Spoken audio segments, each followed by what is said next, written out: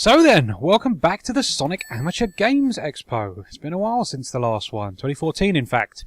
And yeah, we're only getting one this year, as the last Sage was split across two events over 2014, and obviously we didn't have anything in 2015.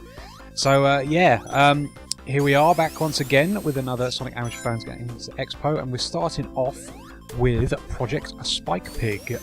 Project Spikepig is a rather spectacular looking game. I've got to say, like, the quality of sprite art this year has been just incredible. It's got to be said. There's some real talented sprite artists out there making stuff for this. So yeah, Project Spikepig. This has been in development for quite a while. I remember seeing it kicking around quite a few years back actually.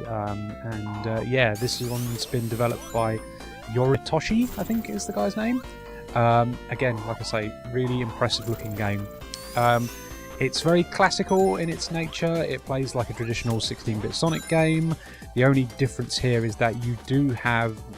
It's not really a boost gauge, but it allows you to sort of speed up. You can see it fill it down the bottom there with a blue bar. And when you press the X button, you basically can get yourself up to speed very quickly, which is quite a nice little touch actually. It's not... It feels like you're just using sort of like the speed up boots or whatever. It gives you that sort of pick up speed quicker.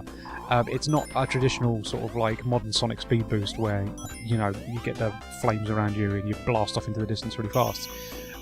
So yeah, there's that. Otherwise, it plays very much like a 16-bit Sonic game. There's no real sort of gimmicks outside of that. I can't remember if you can peel out or not. I don't think you can. I might be wrong with that, but that's going to be the only real additional thing. It's spin dashes mainly. But yeah, otherwise, yeah, like I say, it plays very much like a traditional Sonic game, and that's nice because it's pretty tight.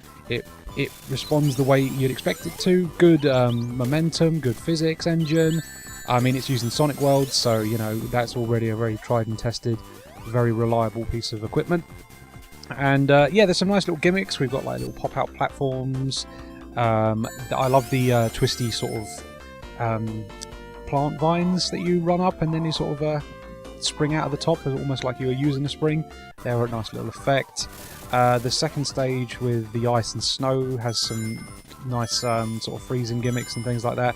There's a lot going on. It's very well made, and level design is actually really solid as well.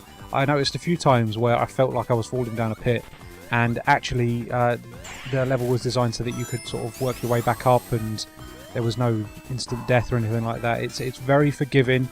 It's made with exploration in mind. There's loads of different places to go and things to check out in every stage, which is very traditional Sonic. I've got to say, this is a highly recommended one. I really like the look of it. I love the sort of pastel colours that they use for the palette. And yeah, it plays really nicely, and it's certainly worth checking out if you do like a bit of classic Sonic.